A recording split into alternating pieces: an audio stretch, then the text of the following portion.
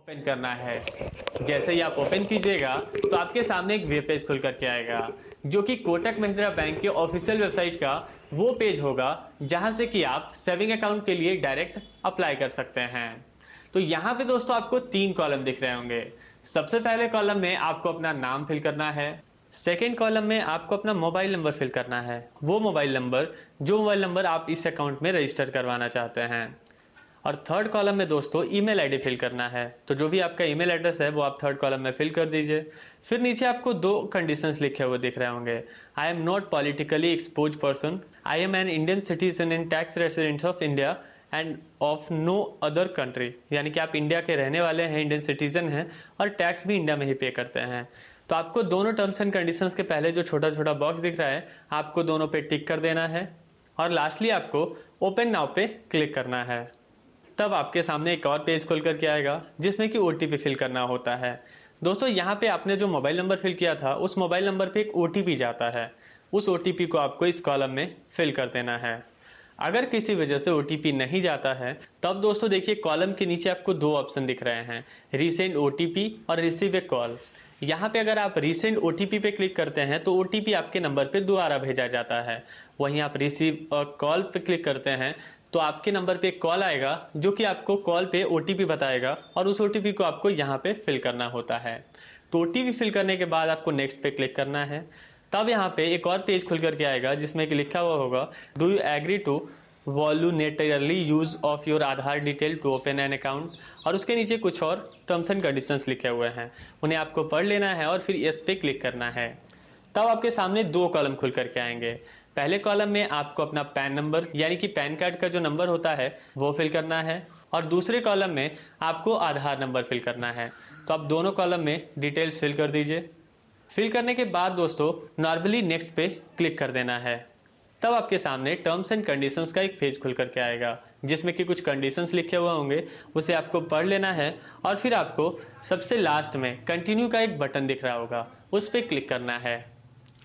तब आपके आधार में जो मोबाइल नंबर रजिस्टर्ड होगा उस नंबर पे एक ओटीपी जाएगा, उस ओटीपी को यहाँ पे इस कॉलम में फिल करना है। यहाँ भी अगर किसी वजह से आपके नंबर पे ओटीपी नहीं भेजा गया है तो कॉलम के नीचे देखिए रीसेंड ओटीपी का ऑप्शन है, आप उस पर क्लिक करके दोबारा ओटीपी मंगवा सकते हैं। फिर दोस्तों ओटीपी फिल करने के बाद फिर से आपको यहाँ पे नेक्स्ट पे क्लिक करना है। तब यहाँ पे provide your mobile number link to Aadhaar, आपके आधार कार्ड में जो मोबाइल नंबर लिंक है उस मोबाइल नंबर को फिल करने के लिए कॉलम आएगा। इस कॉलम में आपको वो मोबाइल नंबर फिल कर देना है और फिर लास्टली कंटिन्यू पे क्लिक करना है। तब यहाँ पे आपके आधार कार्ड में जो एड्रेस फिल होगा वो एड्रेस यहाँ पे दिखाएगा, तो यहाँ पे इसे पढ़ लेना है और फिर कंटिन्यू पे क्लिक करना है। तब यहाँ पे एक पेज खुल करके आएगा जिसमें कि कुछ कॉलम होंगे। इन कॉलम में दोस्तों आपको अपना करेंट एड्रेस जहाँ पर भी रह रहे हो यानी कि आपका करेंट एड्रेस फिल करना है। तो आप इन सारे कॉलम्स में अपना करेंट एड्रेस फिल कर दीजिए। एड्रेस फिल करने के बाद सबसे लास्ट में कंटिन्यू का जो बटन है आपको नॉर्मली उस पर क्लिक करना है। तब आपके सामने फिर से एक पेज खुल करके आएगा जिसमें कि लिखा हुआ होगा tell us a little bit about yourself. यहाँ पे जेंडर का कॉलम होगा, डेट ऑफ बर्थ का कॉलम होगा। तो इन दोनों कॉलम में पहले से डिटेल फिल किए हुए होंगे आपके आधार कार्ड के हिसाब से, जो भी आपके आधार कार्ड में आपका डिटेल दिया हुआ होगा उसके हिसाब से जेंडर और डेट ऑफ बर्थ ये दोनों फिल किया हुआ होगा। तो आपको इसमें आ जाना है थर्ड कॉलम में यानी कि मैरिटल स्टेटस में। यहाँ पे दोस्तों आपको 2 ऑप्शन मिलते हैं, सिंगल और मैरिड। तो अगर आपका विवाह हो चुका है तो आप मैरिड सेलेक्ट कीजिए, अगर आप सिंगल हैं, आपका विवाह नहीं हुआ है तो आप सिंगल सेलेक्ट कीजिए। फिर उसके नीचे आता है ऑक्यूपेशन का ऑप्शन, यानी कि आप करते क्या हैं। तो ऑक्यूपेशन के नीचे जो सेलेक्ट लिखा हुआ है उसके सामने एक रेड कलर का डाउन एरो है, आप उस पर क्लिक कीजिए। क्लिक करते ही आपके सामने एक पॉपअप खुल करके आएगा जिसमें कि बहुत सारे ऑक्यूपेशन का नाम होगा। जैसे कि सबसे पहले होगा सैलरीड, अगर आप कहीं जॉब करते हैं आपको सैलरी मिलता है तो आप सैलरी सेलेक्ट कीजिए। दूसरा होगा सेल्फ एम्प्लॉयड, अगर आप सेल्फ एम्प्लॉयड हैं, खुद का बिजनेस है आपका, तो आप सेल्फ एम्प्लॉयड सेलेक्ट कीजिए। अगर आप प्रोफेशनल हैं तो प्रोफेशनल, हाउस वाइफ के लिए हाउस वाइफ का ऑप्शन है। अगर आप जॉब करते थे अभी रिटायर्ड हैं तो रिटायर्ड का ऑप्शन है। और सबसे लास्ट में है स्टूडेंट का ऑप्शन, अगर आप एक स्टूडेंट हैं तो आप स्टूडेंट सेलेक्ट कीजिए। फिर है दोस्तों एनुअल इनकम का ऑप्शन, यानी कि आप एक साल में कितने पैसे कमाते हो।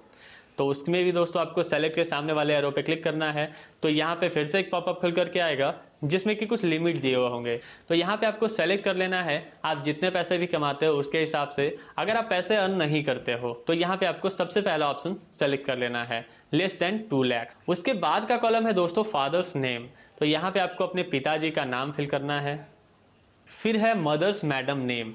यहाँ पे क्या होता है दोस्तों कि जब भी किसी फीमेल का विवाह होता है तो उनके हस्बैंड के हिसाब से उनके नाम में कुछ चेंजेस किए जाते हैं टाइटल में या फिर कहीं भी। तो यहाँ पे मदर्स मैडम नेम यानी कि शादी से पहले जो उनका नाम था अगर चेंज नहीं हुआ है तो वही नाम फिल करना है, लेकिन अगर कुछ भी चेंज हुआ है शादी के पहले वाले नाम में तो आपको यहाँ पे शादी के पहले जो नाम था वो इस कॉलम में फिल करना है, मदर्स मैडम नेम वाले कॉलम में। और फिल करने के बाद दोस्तों लास्टली आपको नेक्स्ट पे क्लिक करना है। तब यहाँ पे पूछेगा do you want to add a nominee for your account now, यानी कि आप अपने अकाउंट में नॉमिनी ऐड करना चाहते हो। तो ये नॉमिनी क्या होता है दोस्तों, अगर आपके अकाउंट में कुछ पैसे होते हैं और आपका किसी वजह से डेथ हो जाता है तो आपके अकाउंट के पैसे आपके नॉमिनी को ही दिया जाता है, या फिर आपके जाने के बाद आपका अकाउंट जो है वो आपका नॉमिनी ही कंट्रोल कर सकता है। तो यहाँ पे अगर आप ऐड करना चाहते हैं इस अकाउंट में नॉमिनी तो यस सेलेक्ट कीजिए। अगर आप बाद में ऐड करना चाहते हैं, इसे आप बाद में भी ऐड कर सकते हैं, तो I will do it later select कर सकते हैं। लेकिन अगर आप अभी ऐड करना चाहते हैं तो आप यस सेलेक्ट कीजिए। तब यहाँ पे नॉमिनी डिटेल ऐड करने के लिए कुछ कॉलम्स खुल करके आ जाएंगे। सबसे पहले कॉलम में आपको नॉमिनी का नाम फिल करना है। सेकेंड कॉलम में नॉमिनी और अकाउंट होल्डर यानी कि जिनके नाम से अकाउंट खुल रहा है और नॉमिनी इन दोनों का रिलेशन क्या है वो सेलेक्ट करना है। ये नॉमिनी दोस्तों कोई भी व्यक्ति हो सकता है।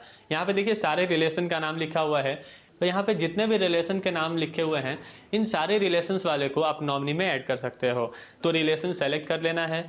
उसके बाद है डेट ऑफ बर्थ, नॉमिनी का जो भी डेट ऑफ बर्थ है वो आप सेलेक्ट कीजिए। फिर है दोस्तों नॉमिनी एड्रेस। अगर नॉमिनी आपके साथ रहता है तो नॉमिनी का और आपका दोनों का सेम एड्रेस होगा। तो उनके लिए दोस्तों है देखिए नॉमिनी एड्रेस के नीचे लिखा हुआ same as my communication address और उसके सामने एक बॉक्स है, उनको इस पर टिक करना है। तो यहाँ पे उन्हें एड्रेस फिल करने की जरूरत नहीं होगी, लेकिन अगर कोई दूसरा एड्रेस है तो वो इन कॉलम्स में उनका एड्रेस फिल कर सकते हैं। और उसके बाद लास्टली कंटिन्यू पे क्लिक करना है। तब यहाँ पे फिर से आप नॉमिनी वाले पेज पे आ जाइएगा। यहाँ पे नीचे है I accept all applicable terms and condition. अगर आप टर्म्स एंड कंडीशन पढ़ना चाहते हैं तो टर्म्स एंड कंडीशंस पे क्लिक करके पढ़ सकते हैं। और पढ़ने के बाद आपको इस बॉक्स में जो आई एक्सेप्ट ऑल एप्लीकेबल के पहले है इसमें टिक कर देना है और फिर कंटिन्यू पे क्लिक करना है। तब आपके सामने एक नया पेज खुल करके आएगा जिसमें कि अभी तक आप जो भी डिटेल फिल किए हैं वो सारा डिटेल यहाँ पे दिखाएगा। पर्सनल डिटेल के साथ साथ यहाँ पे जो नॉमिनी डिटेल फिल किए हैं वो भी डिटेल दिखाएगा। तो अगर इनमें आप कोई गलती की है, कहीं पे आपसे गलत फिल हो गया है, तो देखिए नॉमिनी डिटेल के सामने एक पेन का आइकन है, आप इस पर क्लिक करके उसे एडिट कर सकते हैं। ऊपर में भी ये आइकन मिलेगा, आप पर्सनल डिटेल को भी यहाँ से एडिट कर सकते हैं। तो अगर सारा कुछ सही है, गलत नहीं फिल किया हुआ है, तो अब आपको लास्टली यहाँ पे कंटिन्यू पे क्लिक करना है।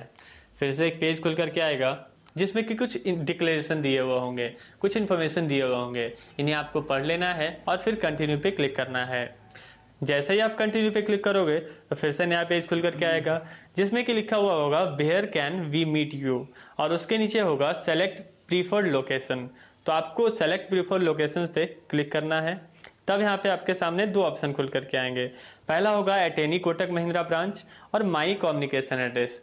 यानी कि दोस्तों पहला ऑप्शन में ये कहना चाह रहे हैं कि किसी भी कोटक के ब्रांच में आप जाकर के केवाईसी करवा सकते हो, मिल सकते हो। और दूसरा जो है माई कम्युनिकेशन एड्रेस, यानी कि हमारे एड्रेस से नज़दीक जो बैंक है हम केवल वहीं जा सकते हैं, उसी में जाकर के केवाईसी करवा सकते हैं।